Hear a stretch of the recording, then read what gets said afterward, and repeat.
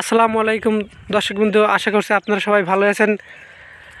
আপনাদেরকে আজকে দেখাবো ওলকপি কীভাবে চাষ করা হয়, চাষ করে রোপণ করা হয়। আপনারা দেখবেন একজন কৃষক ভাইয়ের থেকে সরাসরি জানার চেষ্টা করব সে কীভাবে চাষ করছে, কীভাবে পরিচর্যা করছে, আপনাদেরকে দেখানোর চেষ্টা করব। আসসালামু আলাইকুম ভাই, কেমন আছেন? ওয়ালাইকুম আসসালাম, ভালোই আছে। আপনারা কেমন আছেন? আলহামদুলিল্লাহ ভালোই আছি। আমি ভালোই আছি। ভাই আপনার বাসা কোথায়? আমার বাসা হাদল, হাদল, পাবনা ফরিদপুর থানা, পাবনা জেলা। জেলা। ভাই আপনি এখানে কি চাষ করতেছেন? আমি সবজি আবাদ। এটা সবজি, এটা কি সবজি? ফুলকপি, পাতাকপি, ও ওলকপি।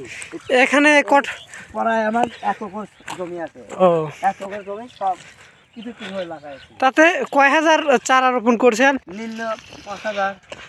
5,000। ও এটি লাগাতে কয়টি শ্রমিক লাগছে? শ্রমিক তো লাগবে মোটামুটি 5টা। ও এগুলোকে আজকেই রোপণ করলেন? না, দিনই। ও তাতে এগুলো ওঠার সময় কতদিনের মধ্যে? কমপক্ষে 3 মাস। 3 মাস। হ্যাঁ। ও তাতে এর বাজার আশা করছি ভালোই হবে ইনশাআল্লাহ, না? আল্লাহ যদি বরাত হয় ভালো হবে। ও এখানে কি পরিমাণ সার ব্যবহার করছেন? 30 কেজি। মানে প্রতি শতকে? 3 কেজি। প্রতি শতকে 3 কেজি। কি সার দিচ্ছেন? কালো, লাল। ও তাতে আর কীটনাশক হিসেবে কি দিচ্ছেন? জিপ সার আছে, বিষ সার আছে।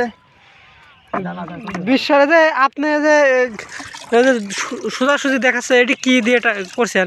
এটা করছে আপনি নাঙ্গল। নাঙল এত স্ট্রেট কিভাবে হলো? ও অনেক সুন্দর দেখা যাচ্ছে। হ্যাঁ। আজকের ভিডিও এ পর্যন্তই।